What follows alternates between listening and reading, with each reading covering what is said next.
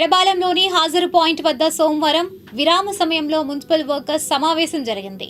ఈ కార్యక్రమంలో AP municipal workers employees federation రాష్ట్ర ప్రధాన కార్యదర్శి కె ఉమామహేశ్వరరావు, సిఐటియు నాయకులు ఎం రవి, ఎస్ఎస్ చెంగయ్య తదితరులు పాల్గొన్నారు. అనంతరం వారు మాట్లాడారు. రాష్ట్ర వ్యాప్తంగా మున్సిపల్ కార్మికులు 48,000 మందికి రాష్ట్ర ప్రభుత్వం ఏప్రిల్ 20 వచ్చినప్పటికీ మార్చి నెల జీతం ఇంతవరకు చెల్లించలేదు. రేపు మాపు అంటూ దాట వేస్తున్నారు తప్ప మంత్రి గారిని 5 సార్లు కలిసాం. ప్రిన్సిపల్ సెక్రటరీ గారు, సిఎండ్ డిఎంఏ గారు, స్థానికంగా మున్సిపల్ అధికారుల్ని ఎక్కడికక్కడ కలిసి మార్చి నెల జీతం ఇవ్వండి మహానుభావాన్ని అడుగుతూ ఉంటే మార్చి నెల జీతం ఇంతవరకు ఇవ్వలేదు. కిరాణా షాపులు ఇంటి కిరాయిలు కట్టుకోలేక అవస్థలు పడుతున్నారు. డ్వాక్రా రుణాలు వాళ్ళు ఒత్తిడి చేస్తున్నారు. ఈఎంఐలు బ్యాంకు వాళ్ళు ఒత్తిడి చేస్తున్నారు. పిల్లల విద్యా ఫీజులు, కరెంటు బిల్లులు ఇవన్నీ తడిసి మప్పిడవుతున్నాయి. ప్రభుత్వం పర్మనెంట్ వాళ్ళకి లేకపోతే ఇతర ఉద్యోగులందరికీ 1వ తారీఖు 2వ తారీఖు జీతాలు ఇచ్చారు.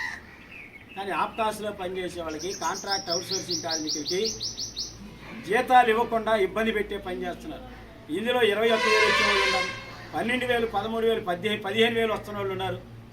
మరి వీళ్ళందరూ ఈ ఖర్చులన్నీ ఎట్ట తీర్చుకోవాలి?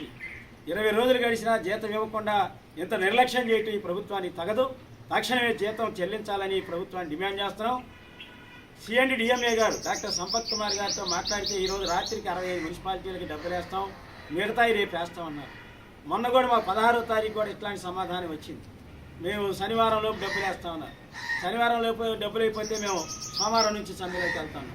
మరి వెంటనే సమ్మెలోకి వెళ్తే బాగాదని మేము యూనియన్గా ఒకరోజు గ్యాప్ ఇచ్చి కనీసం మంగళవారం నుంచి వెళ్దామని గడివిచ్చాం.